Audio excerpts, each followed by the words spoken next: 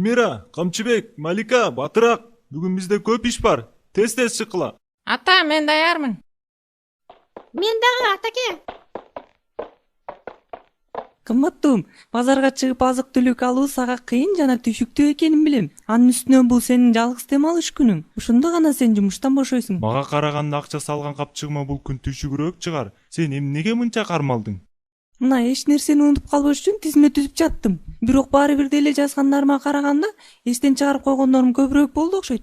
А бул колуңда кармап турган баштык эмне? Нандын жана кечээки калган тамактын калдыктары. Анан адатыңча болгондой сен муну таштанды кыргытасың да. Бул оокаттын баардыгы таштандыга күнүгө ыргытылат. А бирок ошол эле кезде бир сындырымдан таппай ачка жүргөн адамдар бар да. Бул нерсе ысырапчылык эми анан эмне? Мен эмнени унуттум болду экен. Мен дагы эмнени унуттум? Жанатан бери сенин убактыңды алып жаткан бул эмне болду экен? Сатып алайын дегендерим көп, эстен чыгарып жазбай калыптырмын. Бул тизмедеги нерселер 4 адамдан турган үй бүлөгө эмес эле бир айылдын элине жетчүдөй го. Кымбаттуум, сенин аялың базарга чыгып бир нерсе сатып алуунун чоң адиси эмеспи? Эч кабатырланба. Ананчы, бул тизмедеги көп нерсе сага кереги жок да. Бүгүн кереги тийбесе, эртең кереги тиер. Эртеңки күнү керек болуп калат деп көп нерсе сатып алабыз. Бирок ал буюм оокаттарыбыз көпчүлүгү аларды колдонгонго чейин эле бузулуп кетип жатпайбы? Эртеңки күнү жашайбызбы же жокпу аны бир Кудай билет да. Анын үстүнө базардагы оокаттар күнүгө жаңылып турат. Бизимиз болбочу. Андан көрө сатып алып баштайлы. Эмне үчүн биз керектүү гана нерселерди албайбыз? Бул ысырапчылык эми анан эмне?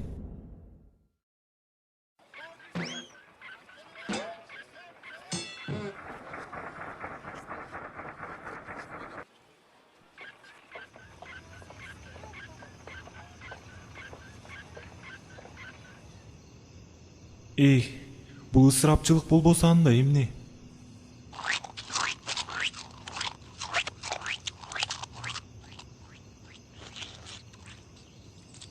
Мени тойгузган жана ичирген, ушул ырыскыны берген Аллахка мактоолор болсун.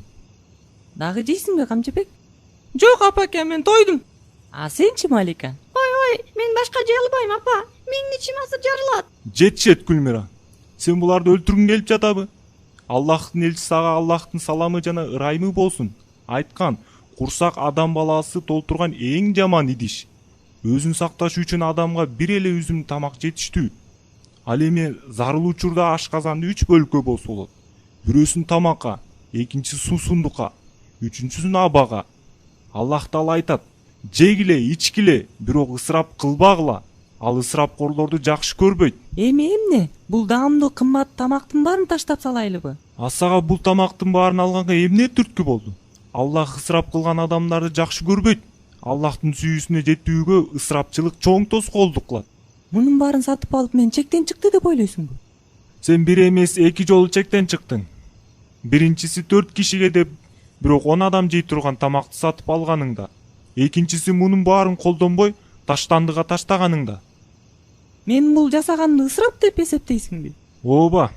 Азыр жана ар дайым кылып жаткан иштериңди айтып жатам. Аллах айткан: "Ысырап кылбагыла. Чындыгына ысырапкорлор шайтандын бир туугандары. Ал эми шайтан өз робисине шүгүрсүз." Чындыгында ысырап кылуучулар бул шайтандардын бир туугандарыбы? Шайтандын бир туугандары булар шайтан сыяктуу ысырап кылгандар. Алар шайтандын сүймөнчүлүктөрү жана жолун жолдоочулары. Шайтандын бир туугандары ага окшош шайтандар. Мындай окшошу эң жаман. Эмнеге Аллах ысырап кылуучулары шайтанга окшош турган? Себеби алар шайтанга окшош ысырап кылат, же аны менен чогуу тозокто болот. Ысырапкорлор да тозокко киреби? Аллахтын меримине шүгүрсүз болгондугу үчүн, тоң моюндук кылгандыгы үчүн жана мал мүлкүн Аллах ыраазы болбогон нерселерге жумшаганы үчүн алар жазасын алышат. Кимде ким өкүнүп, тобо кылса, Аллах аларды кечирет. Аллахтан кечирим сурайм. О Кудай, бизди шайтандар менен чогуу тирилте көрбө, шайтандардын жамандыгынан бизди сактай көр. Жана да Аллах бизге байлыгыбызды үнөмдөө жана шарият көрсөткөн жолдо сарптоону буйруду. Ысырапкорлукка тыюу салды. Бирок Аллах сараң болбоону Куранда айтат эмеспи? Эки колуңду мойнуңа таңылгандай кылып алба.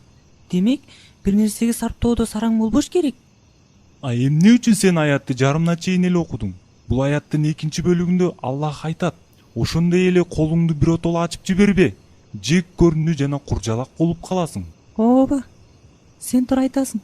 Бул аяттагы ачып жиберүү сөзү ысырап кылуу жана чачуу дегенди түшүндүрөт. Чачып ысырап кылуу тескериси сараңдык. Жек көрүндү жана куржалак дегени кандай? Бул болсо колундагы байлыгы эпсиз жок кылганы үчүн адам жек көрүндү болуп калат. Ал эми куржалаксыз калуу бул байлыгын сарптай албай жана мүлкүн башкара албай калуубу? Чындыгында ысырапкорлукту Аллах жаман көрөт. Ошондуктан Аллах бизге акчаны сарптоодо ортомчулукту кармонууну буйруду жана ал нерсени мусулмандар үчүн адат салт кылды.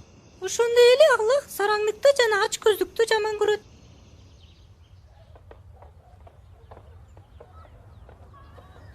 Жана да Аллах дал айтты: алар эгер садака беришсе, ысырапчыл да болушпайт, сараң да болушпайт, ушунун ортосунда турушат. Сараңдык кылуу жетишээлик деңгээлде сартобоо деген маанидеби? Бул аятта ырайымдуу Аллахтын чыныгы кулдарына тиешелүү болгон сапат баяндалат. Бул мал мүлктү садака кылуудагы ортолукту карманып, ысырапчылыктан да, сарандыктан да сактануу. Колуна жок муктаж болгондорго көп садака берүү ысырапчылык болуп эсептелеби? Чындыгында ысырапчылык Аллах нааразы болгон нерседе гана болот. Аллах ыраазы болбогон нерсеге мүлктү коротуп, ысырап кылуу бул арам. Ал эми кимде-ким Аллахтын жолунда малын сарптабаса, ал ачкөз сараң болуп эсептелет. Демек, биздин дашообуз бул ысырапчылык. Тамак ашка, кийимге кетирген чеги жок көп чыгымдар турбайбы?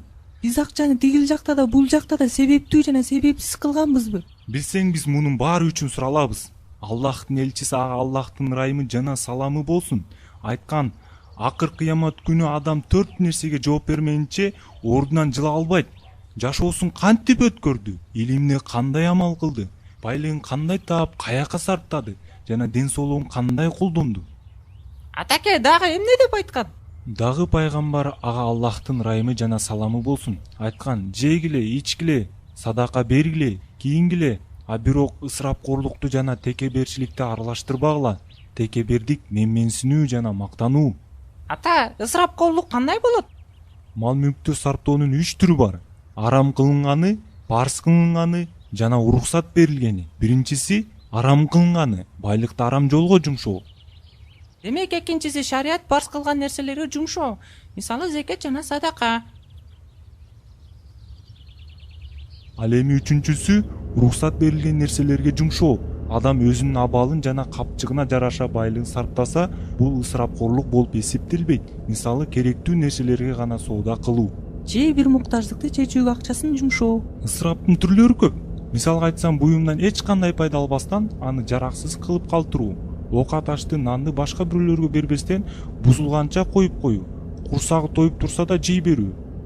Лукман баласына мындай деген экен: балам, курсагың тоюп турса да анын үстүнө жебе.